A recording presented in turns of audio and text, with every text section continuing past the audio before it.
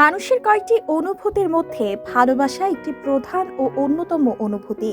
এটি একটি মানবিক অনুভূতি এবং আবেগকেন্দ্রিক অভিজ্ঞতা। বিশেষ কোনো মানুষের জন্য স্নেহের শক্তিশালী বহিঃপ্রকাশ হচ্ছে ভালোবাসা।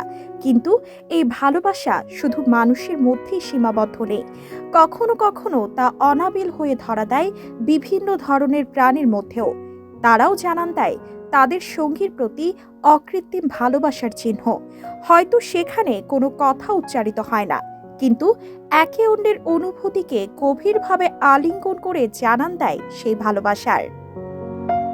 কৃষ্ণচূড়ার শাখায় বসা পাখি দুটি যেন পৃথিবীর সব কোলাহল মারিয়ে একে অপরের স্পর্শ নিতে ব্যস্ত।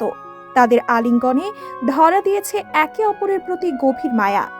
আবেশে চোখ বুজে প্রেমিকার হাতে নিজেকে সমর্পণ করেছে নারী টিয়াটি, যেন একজনের শরীরে ঢুকে আরেকজনকে স্বপ্ন দেখছে তারা। ভয়ডরহীন পাখি দুটি যেন লালনের ভাষায় মানুষকে জানান দিতে চায়, কলঙ্ক না লাগে যদি ভালোবেসে লাগে কি ভালো। কারণ মানবজাতির প্রেমে যে অনেক কলঙ্ক, কখনো কখনো তা অপমানও। এমনিতেই টিয়া প্রজাতির অতি পরিচিত ও সুদর্শন পাখি।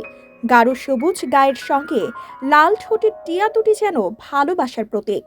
লাল দুটো ঠোঁট দিয়ে একে অপরকে আদরের দৃশ্য যেন কোনো এপিক সিনেমার দৃশ্যপট। এমনভাবে চড়ুই পাখির ভালোবাসার দৃশ্যও দেখা যায়। দেখতে পাই পাইপের মধ্যে বসে থাকা অলস মেয়ে পাখিকে বাইরে থেকে ঠোঁট দিয়ে আলিঙ্গন করছে পুরুষ চড়ুই। কিছুক্ষণ দূরে কোথাও উড়ে যাওয়া পাখিটি ফিরে এসেই যেন বলছে, তোমাকে অনেক মিস করেছি প্রিয়তমা। ভাষাহীন ঠোঁটে রবীন্দ্রনাথের ভাষায় গাইছে, আমার তৃষ্ণা তোমার সুধা, তোমার তৃপ্তি আমার সুধা। আবার জলে ও স্থলে বসবাস করা পাখিদের মধ্যেও ভালোবাসার দৃশ্য কখনো কখনো আমাদেরকে আনন্দে বিভোর করে তোলে।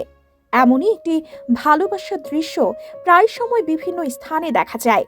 দুটি হাঁসের মধ্যে প্রেমের খুনসুটি যেন মনে করিয়ে দেয়, যেখানে যেমনই থাকি মোরা, জীবন থাকবে ভালোবাসায় ভরা।